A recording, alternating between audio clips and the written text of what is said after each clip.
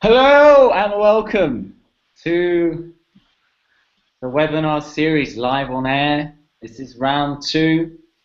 Oh, it's really the third one we've done together. No, fourth maybe. Anyway, it's welcome back. I'm Sam Power. I'm Jáchym Jerie. And we're doing this webinar, right? Yeah, so today we have actually people here who can ask us questions to make it a little bit more interactive. And before we get started, I actually asked if there are any kind of topics that people want to get covered. And one topic that was mentioned, which I think could be interesting to explore, is how to find a mentor that you can accelerate your growth. What are your thoughts about this, Sam? My thoughts on how to find a mentor.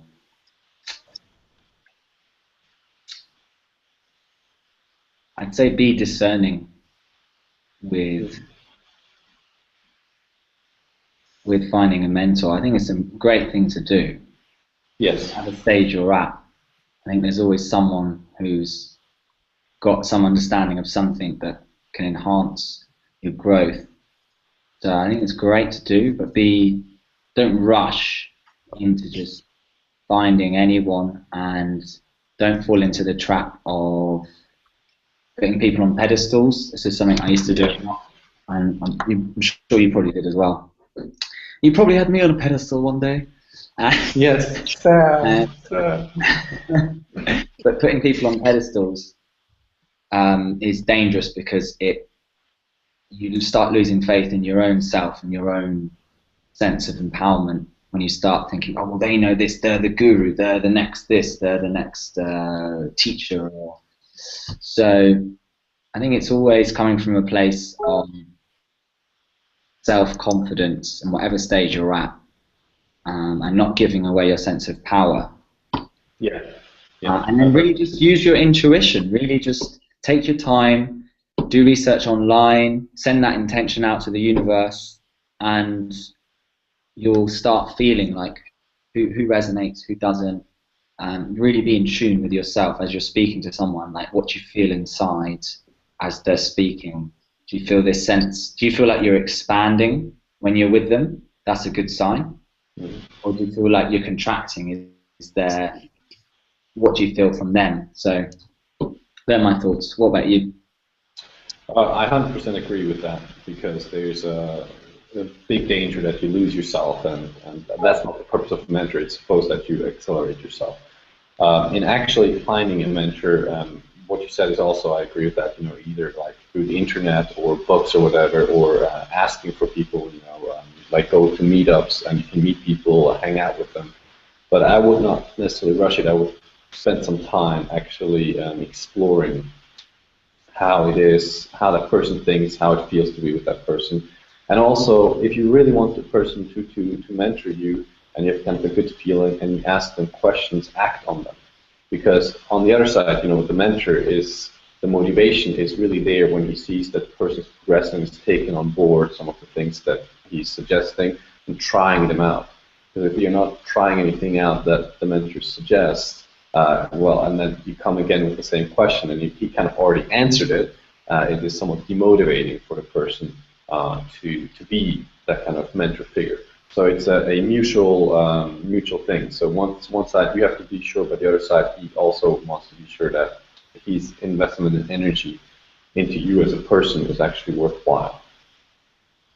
So I think those are the most important steps. And once you've actually shown that you're taking on board it and you are highly motivated to implement those steps, it is a lot easier than to get closer and to really get all the information from that person that you need or that you're seeking. Does that make sense? Yeah, it does. Okay, fantastic. Do you have any follow-up question to that, or have we covered what you kind of were hoping for? Yeah, I think like it actually covers almost everything. But when I started to do my research online, isn't it? It's just because you actually find so much information online. Mm-hmm. Yeah, sometimes it's just really hard to like streamline the information and to find the correct mentors, isn't it? Yeah, I guess one thing that that might be interesting for you is to actually segment what in which area you want a mentor, because someone might have excellent relationship, be an excellent relationship mentor, but maybe financially you don't want to take on board what he's saying. Yeah, so it makes sense to kind of segment that. And if the online thing is somewhat, I mean, understand there's so much information out there. I find it a lot more useful when I just get in touch with a person, like meeting them, and getting out there, being open. That has helped me a lot more than just kind of constantly trying and finding that person. I always have, if I found a mentor, it was always kind of by accident for me. I was like, oh yeah, this is actually interesting. Now I've started to follow the person, and I was like, oh yeah. Well, not physically follow. I wasn't stalking that person, but kind of what they produced in the area that they were in. Yeah. Oh yeah, it makes sense. Yeah. Okay, cool. Yeah, I'd say rather than online, think where would your mentor be hanging out, and go to those types of groups, environments as much as possible, because then you'll naturally just start connecting with those types of people and start telling people I'm looking for a mentor. That's what I did. I said I'm looking for a mentor to a few people, and then a friend said, "Oh, I have a friend of mine who do you want to meet?" And then we met. So yeah, start going, I think, to the environments rather than like trawling online. Yeah. You know, like I used to like do that all the time. Like I used to like be online and go to like forums and stuff. But like it didn't take me anywhere. So I've started to like go to meetups and stuff. So yeah, it's been like I'm able to like connect with variety of people. You get to like interact with them. You get their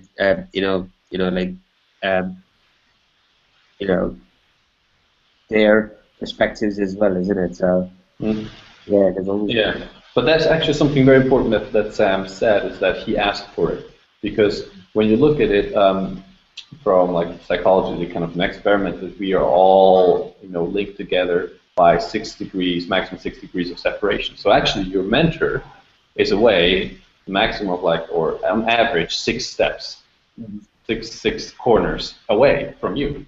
And when you think about it, well, that's not actually that much. It might be actually that you just have to ask one person, you will find your mentor. But if you don't ask, it is a lot harder because people don't know. Yeah. They don't know that you're looking for that. And so when you actually ask, you will get it a lot easier. It will be so much easier for you to find someone. Yeah, that's fine. Okay. That's good. Yeah. Cool. Thanks. Does anyone else has a question in this area or a different area? For me, it's quite a basic question, but I thought I knew what a mentor was, but I think there's quite a difference between a coach and a mentor. So I guess it's, say you find a mentor, how would you make the most of that mentor? And what do you define by mentor? All right.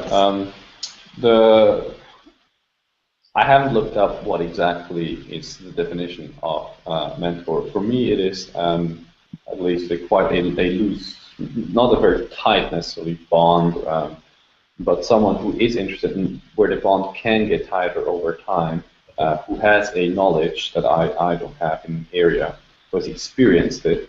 Because often, for example, a coach, yes, they have knowledge and they can coach and guide you along, but they don't necessarily have to have the life experience of having gone through that themselves, and they still can do very powerful work. A mentor, in my opinion, has done it and has seen the results and can give you in that thing advice and specific directions. So if I ask for finance or relationship, he knows oh yes, I tried this out and this out, so they can relate to that and they can give you more kind of advice than just kind of coaching questions which pulls out the best. Of course, they can combine it, but that's somewhat the distinction I have in my mind. I don't know about you, Sam. No, it's what you said there.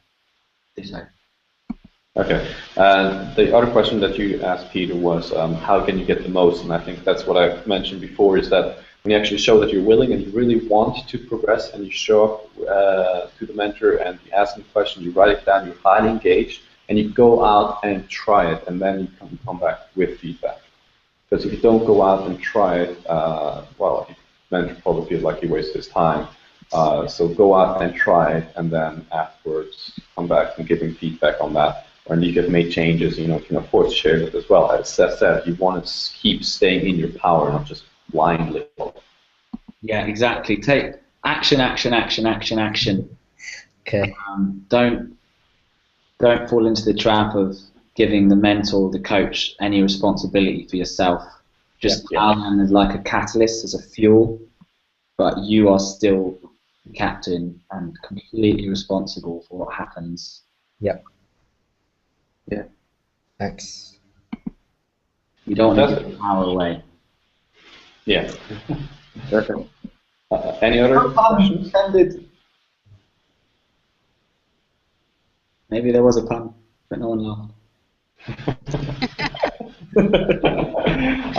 You guys have any other questions that come to mind to any kind of topic that you would be curious on our opinions? Yeah. What is your opinions? How do you see the soul and what the soul represents for you? I'm going to let you take that one first. That's a very profound question, isn't it? Like, It is profound. That's such a beautiful question, and yeah, exactly. It goes straight to my soul. The soul. I mean, it's a word, but the feeling behind that for myself is just is. Just the source. It's the awareness. It's the stillness behind all this crazy stuff on the surface. It's the calm, playful awareness in the background. It's just enjoying this little ride. It doesn't actually take anything seriously. That's what comes to my mind when you ask that question. I have a question for you then. Where's the distinction between soul and spirit? Like, do you see any kind of distinction there, or do you think it's kind of... Oh, that's a good question. Same thing. Well, again, they're different words, and people have different models of like your body, mind, your soul, your spirit, and soul is this kind of communicator interface between the two. For me, where I'm at the moment, I have this awareness of something non-material, something ineffable, something undescribable, some kind of awareness that's just truly magical and beautiful, which you could call soul, spirit, love, awareness, light. And then there's the more gross sensations, matter, minds. But I'd be interested, Carla, to hear how you differentiate between soul and spirit. I'm not too sure about it, to be honest, and I think they probably mean the same. I'm not sure. But I liked what you said about how you feel the soul. It just is, because that's exactly how I feel about it. It just is. Yeah, and I think is the place where you find yourself, is the place where you get all the answers you need.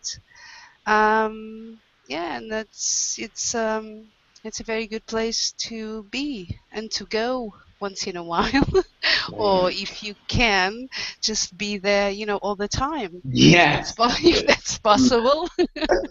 That's my view of the soul. It's just permanent paradise. Yeah, but I think with that we need to remember that we are here, and this is Earth, and we need to be grounded, and all of that thing. So being all the time in a dreamy and fantasy, and for me, dream and fantasy is reality. So you need to just to ground yourself and remember that you are here. Because if you don't have that, you're gonna lose yourself. Yeah, very much. I can relate to that. Sorry, I missed that. I can relate to that. All right. Yeah. Yeah, for me, the soul, those concepts really, I have not taken that much interest in them itself because they seem somewhat artificial, created by the mind. But what Sam kind of said with that kind of awareness resonates quite strongly with that. And for me, it seems that the focus that you put your awareness on, if you're coming from the place, oh, I am looking like for my soul, I'm looking at this kind of back awareness, is more kind of that kind of focus that can uproot you than when you are actually coming from that place and connecting to the reality, to everything that is. That doesn't mean that either one is good or bad. Maybe it is a necessary stage to actually go through to kind of look for that and kind of really connect with that. But I do think that people can absolutely live out of that into reality, and then there's no danger of kind of losing yourself. If that makes sense. Funny enough, today morning I was actually listening to this video on Eckhart Tolle, and it was actually a brilliant documentary on him, which is I think still on YouTube. He talks about about the soul and how we are connected to the earth and and the universe, and he keeps repeating to be in the moment. And also there's actually a a graduation speech given by Jim Carrey, and he talks about this exact same kind of like a higher purpose for our lives, and where he says that we actually transcend our our body when we start to give people. What I think is the purpose of soul or spirit, I don't know the difference, but when we start to give back to people, I think that is when the power comes to us, and I'm not sure if you guys are aware of this convention called as 21 Convention, which is still on YouTube. There's actually a speech given by a venture capitalist called Ben Benson, I think, if I'm correct by his name. He talks about 7 laws on financial freedom, and one of the laws is actually giving back, and how it sort of purifies our our mind, our body, and our spirit and everything. I think on the soul side, I think we actually gain inner peace when we start to sort of give back rather than just go inwards. Yes. Yeah, and actually it's one thing when it comes especially to performance anxiety that a lot of people miss. They have kind of turned the camera around onto them as a whole. How are going to people like me, or how I'm going to get across, and then suddenly all this anxiety is there because the focus is kind of reversed. It's on that gives that you can give to an audience that actually can receive something. Then it is not about you anymore. And the anxiety that exists before you truly make that shift completely, the anxiety cannot be there anymore because you are giving, you're in that state of giving. I give my clients the example of, if I'm a water carrier and I'm walking around trying to give water to people, and I can go to people who want Coke and be like, would you like to have some water? And the person is like, well, no, do you have Coke? And I'm like, no, I don't have Coke, I have water. So that person is not suited for that, but it has nothing to do with me. They just are not ready for that. And also when I go for when I go into the desert and I'm sitting there with the water bucket and there's a person really, really thirsty, and I'm sitting there thinking, well, I don't know if I'm good enough. Maybe I should first get like a degree in water carrying. I don't know. I don't know if they really they will like me. Well, I mean, they don't accept that water from me. Well, I mean, it's completely ridiculous that person is going to be so thankful. So because they're thirsty, they're really thirsty, right? And so yes, absolutely, when you give, and there's actually a great book about that. It's called The Go-Giver. Which talks about a little bit business parable. And I really like that book, and I absolutely think it is a very ethical and very good way to conduct business, and I think it's very healing as well for the soul. Yeah. Giving is living. Giving is living, yeah. The less actually that you keep to yourself, less attachments that you have, and the more you just let go and look to serve, the happier you become yourself. Yeah. Actually, you could. The more kind of selfish you are, the more selfless you are. It's just this loop. And one profound thing that will help in your happiness is when you start seeing every other human being and living thing as same as yourself, as a connection that you were speaking about that Eckhart Tolle mentioned.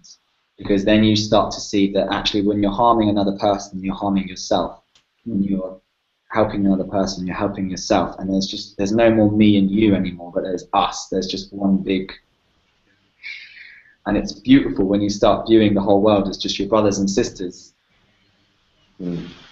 So Sam, what is then your thought on like violence, if kind of violence is happening, and you have this kind of perspective? So I mean, Jesus Christ had that kind of saying that if someone slaps you on one side of the face, you turn and hold the other cheek there.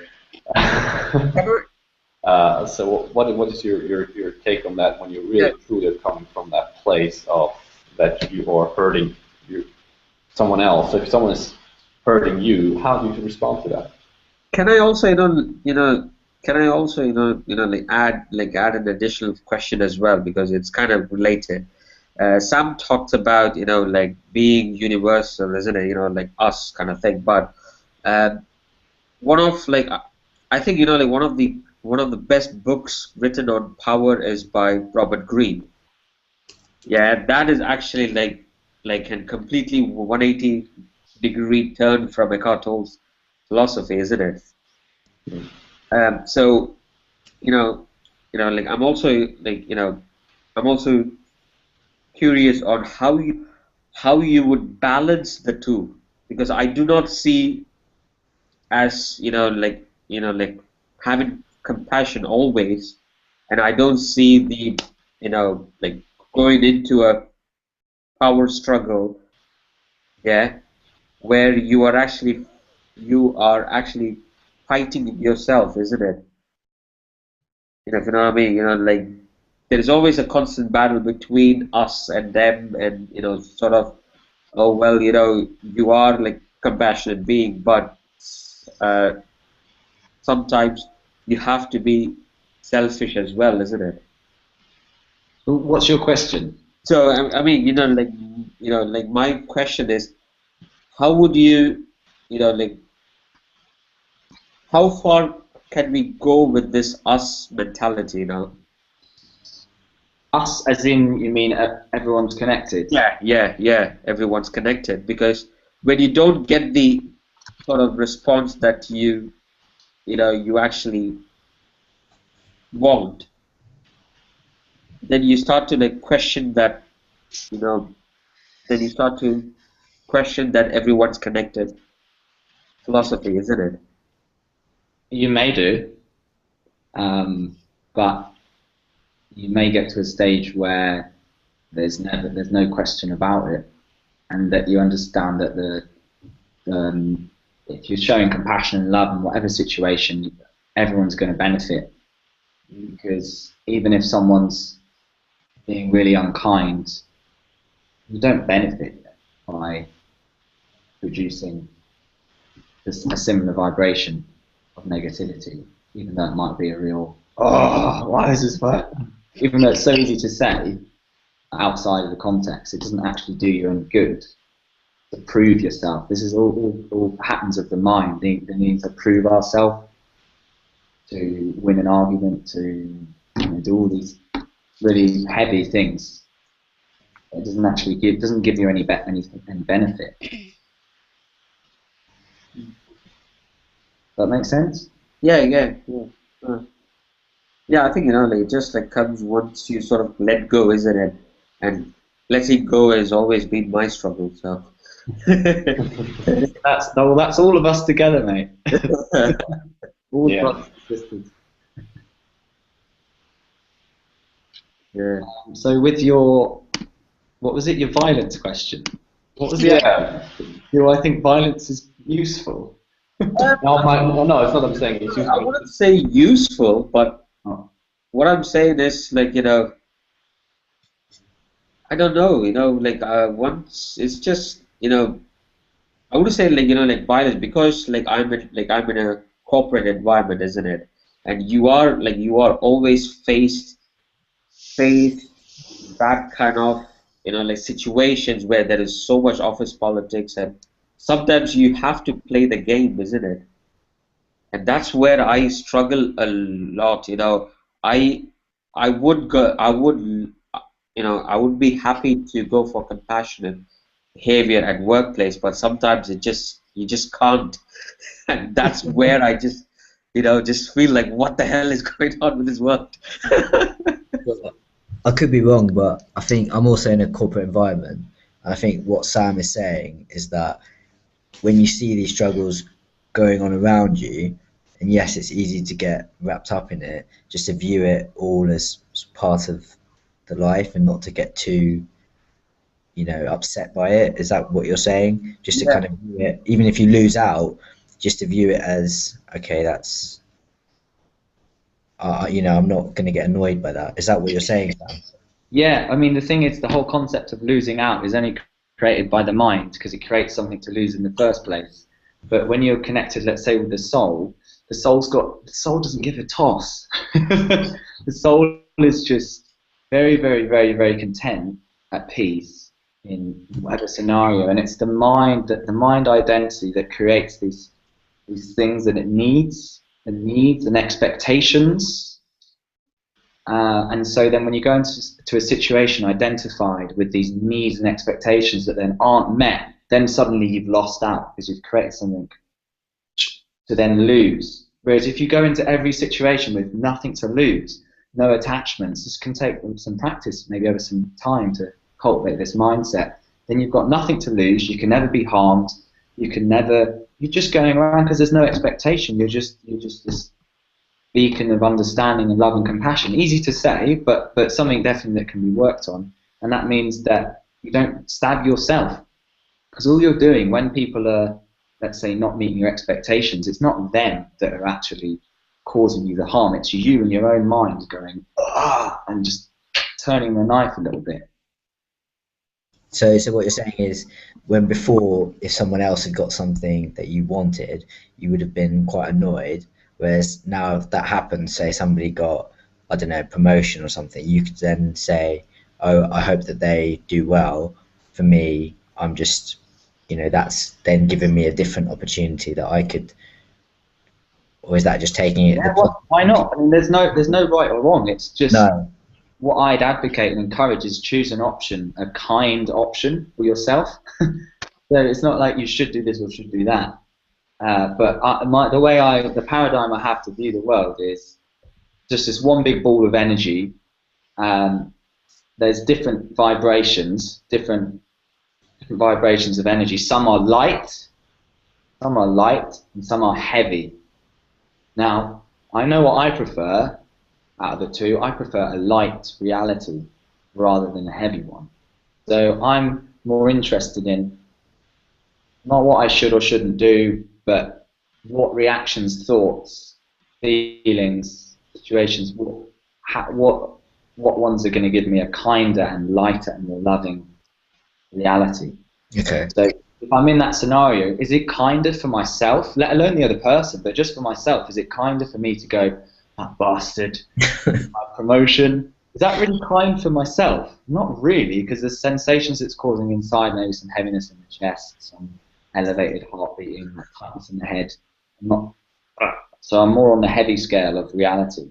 So I'm always choosing a lighter reality because it means that I'm more expansive, I'm more at peace, and then just because of that, anyone else I come into contact with is going to benefit from that. So win-win.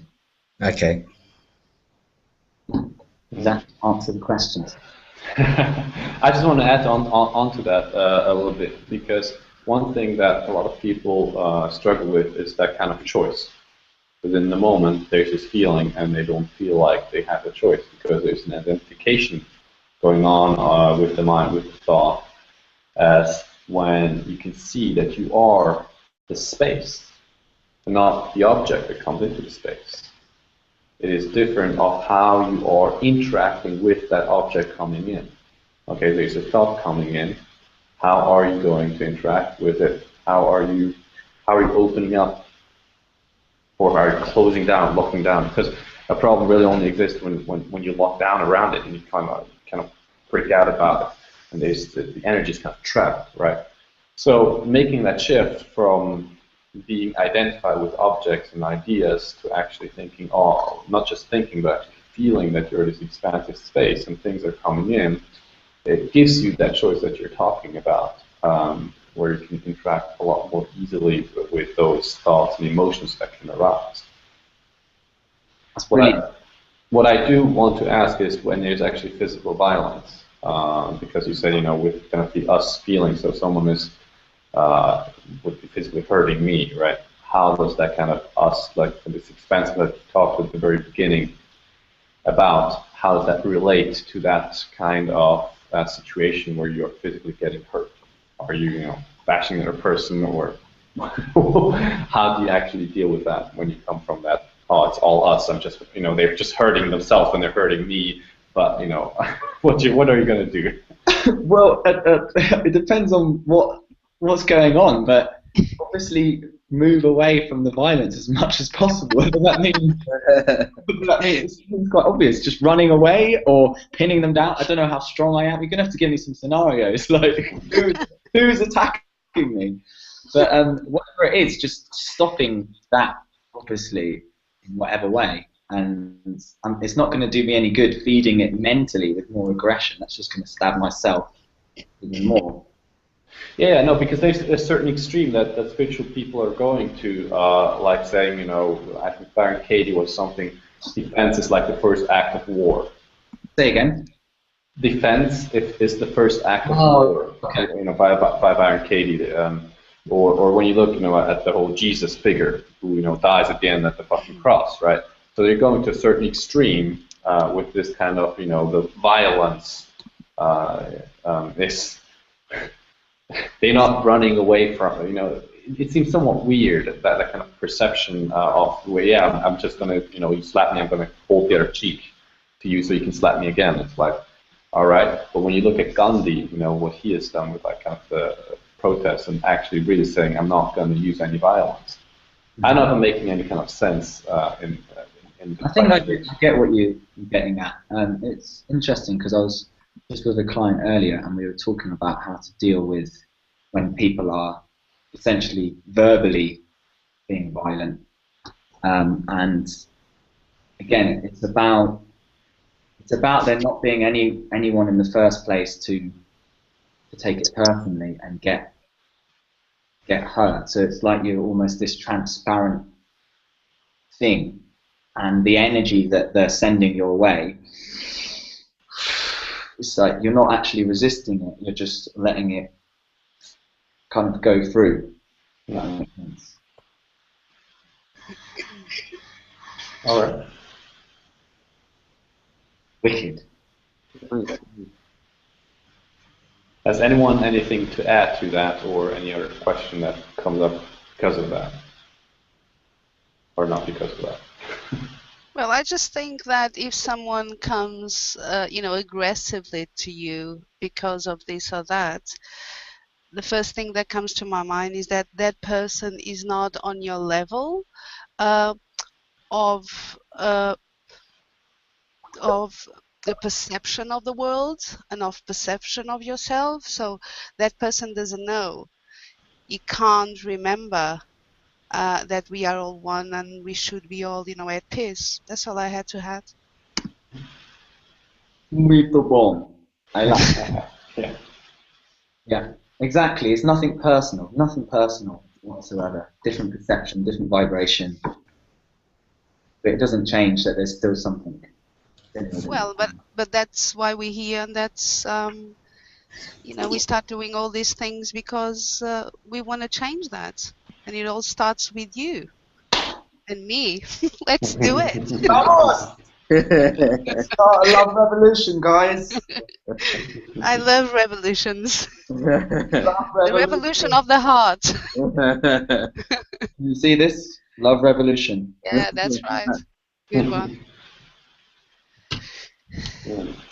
So, do you have anything like, or do you want to do any kind of practical exercise for this? And when you boil it down, it comes to attachment, to kind of attachment to thought, to thinking there's some kind of personality, or that I'm identifying with an idea as me, and then someone's attacking the idea, and I think it's an attack on me. So, is there any kind of practical exercise that comes to your mind that we could do here, or give people? Yeah, there's something that's come to mind. We can do a little observation exercise together now for a couple of minutes. So get a pen and paper.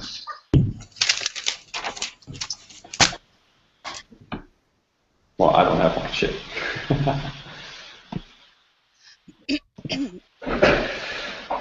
Alright, and on your pen, on your paper,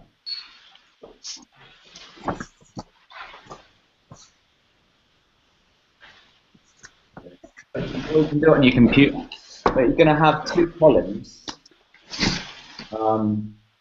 One column is going to say I, me, my.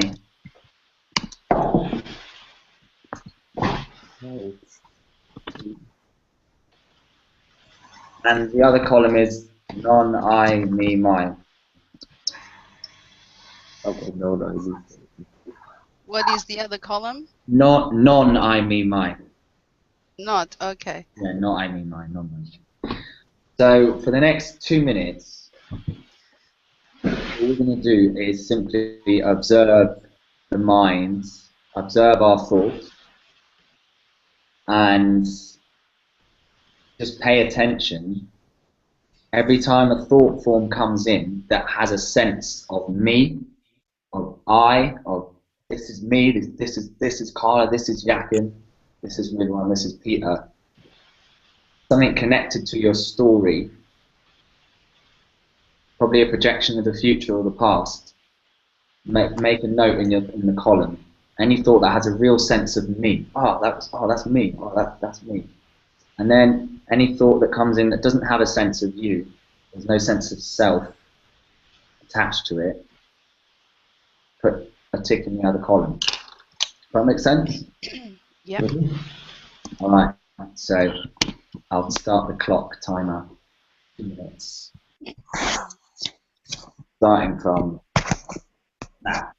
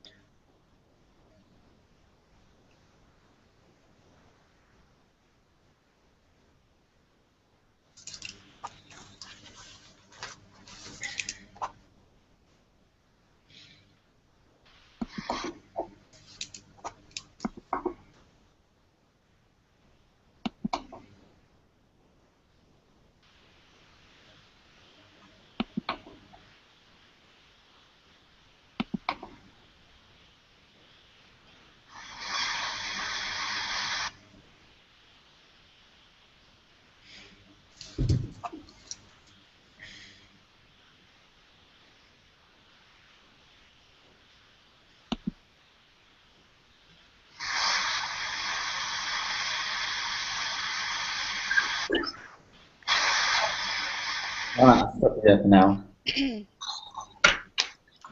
So, one way to answer your question, Jáchym, is just consistently start observing the sense of self and the sense of I that one has with one's thoughts. And start just observing, not trying to get rid of it, literally just be curious. Oh, and questioning. With a light curiosity, not like a harsh aggressiveness, but a light curiosity in every thought that has a real sense of me and I. Like, oh, is that the real me? Where's that I coming from? Where's that sense of I coming from?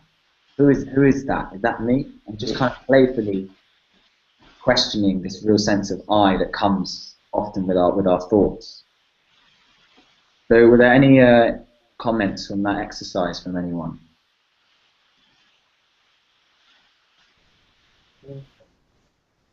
That's really good. It was really good.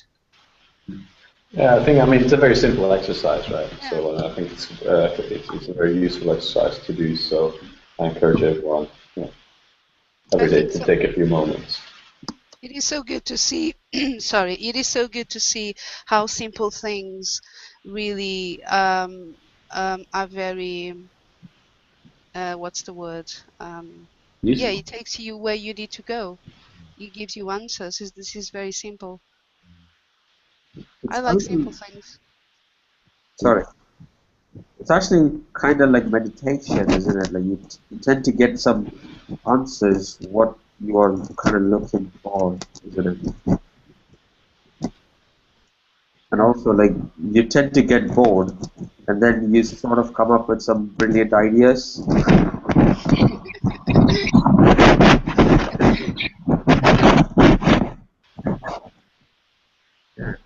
Brilliant. So yeah, from my experience, it's the less there's me and less there's a sense of I with this world of mind, the mental overlay, the more relaxed you are, and the more that there's a real sense of me and identification with that little character in the head that's trying to get somewhere or always reflecting or whatever, then it can be quite a heavy ride. Yeah. Anything you want to add, Jáchym? Any other exercises you've done, or your experience of observing the mind? Have you noticed in yourself how the sense of I has weakened? Yeah, I just notice when I do my work, especially when I work with people, there's less of that kind of sense because I need to open up the space for people. So there's just no room for that kind of rumoring in your mind and over identifying, because you have to be ready to go to the edge for the person, find the edge for the person, whatever that is. So I found that in that space, there's less room for that kind of I and over identification.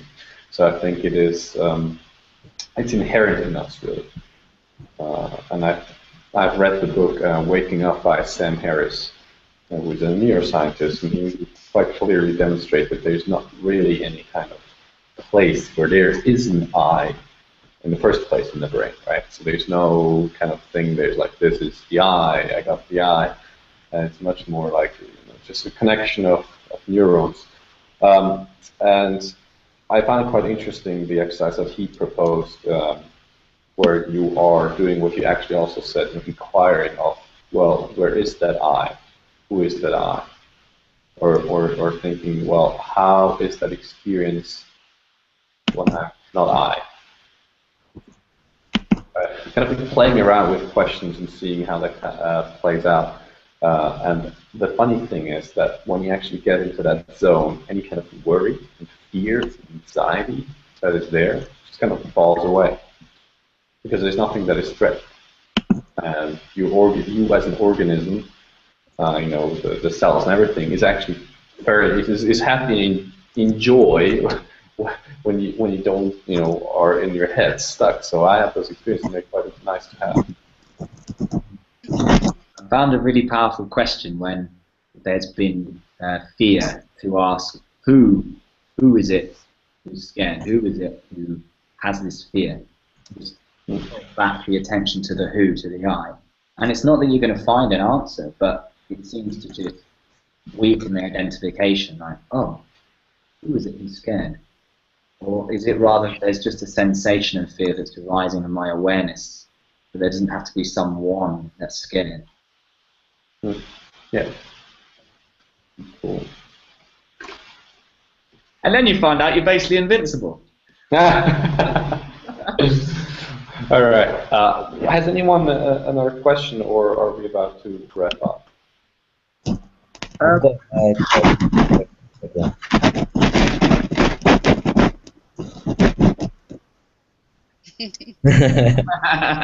Was that a question in sign language? Well, I've got two. Question about energy. It's quite a long question, so I'll probably leave that maybe for another time. But the question around like sort of sleep, because I hear differing things in terms of some people's. Most of the science says 8 hours, but a lot of the people are saying, you could 4 to 6 is fine. So I mean, could you guys please share what you have experienced is best?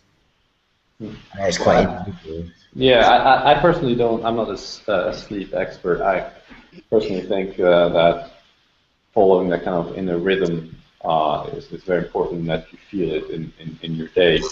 People I do have talked to who have cut down on their sleep, if you're interested in that, is that they actually had a very regular schedule. So they would go to bed at 12 and get up at 6, or at 1 and get up at 6. But that's every time. So there's no delay, there's no weekend or whatever. They just have this kind of regular clockwork going on to successfully cut down. But in general, I think the most healthiest is when you connect with your body, feel what does your body need. It's the same with food, weight loss or whatever. It happens when you actually start to listen to your body and when you're not disconnected. So that would be my recommendation: connect fully with your body. Okay. Yeah, I'd second that. Just listen, rather than reading any studies. Listen to your own body. What does it actually want? And not feeling guilty for whatever that time is. Maybe your body only needs 5-6 hours, maybe it needs 10, I don't know, but just accepting what your individual unique body wants. Everyone's going to be different. And I found as well the quality of sleep. So obviously quite simple basic things, the time that you're going to bed. It seems to be that when you go to bed after sort of midnight, the quality of sleep is worse. I personally wake up a lot less refreshed, even if I've had the same amount of sleep, the later I go to bed. After doing some research, it seems that our bodies like to follow the patterns of when the sun rises and the sun sets. So yeah, listen to your body. Okay. Thank you. Can we go for one more question? Sure.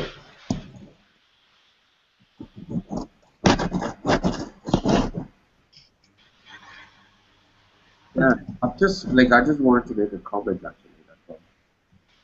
I've started to do meditation for about I think it's around 40 days, and it's been very, very helpful for me.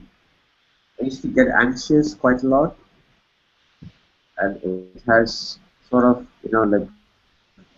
reduced my anxiety a bit. So I just wanted to know some some additional tips on how to be in the moment, how to be a bit more mindful. How to be more mindful? Yeah. Well, it's like a muscle, really, from my experience. So, rather than just making meditation your time, or set a period in the day where you just do your mind stuff, mindfulness, start making your entire reality, 24/7 reality, second by second, play by play, moment by moment, vibration by vibration, thought by thought, everything about now. So if you haven't already done that mental shift, do that. Make your whole day a meditation, if you want to call it that. That will, and then from there, it's just a question of practicing and patiently allowing things to come and your awareness to expand more and more. Being kind and gentle as well. And okay, if suddenly you've had loads of periods of peace, you've made progress in meditation, and then suddenly, because that might happen, and that's okay, that's good. It's all good, it's all perfect, it's all just stuff that's coming up to start releasing, to start letting go. To add on that, I would say you can, every day you can choose a practice. So for example, every time you're at a red light, you're going to be mindful for that period of time. Because if you set the goal, at least for me, if I would set the goal to be the whole day mindful, it would be too much to process for my brain, that I wouldn't be really able to do it. So I found quite useful to have certain triggers. So red light, oh, I'm mindful. Or I'm eating, I'm mindful, right? I'm eating, I'm mindful, or I'm drinking, I'm mindful. So every day, you can switch it up if you want, but it just hones it in a little bit more, and then it's a lot more natural once you've done it for a while, that it just creeps into the other activities as well. Just as a different point of view.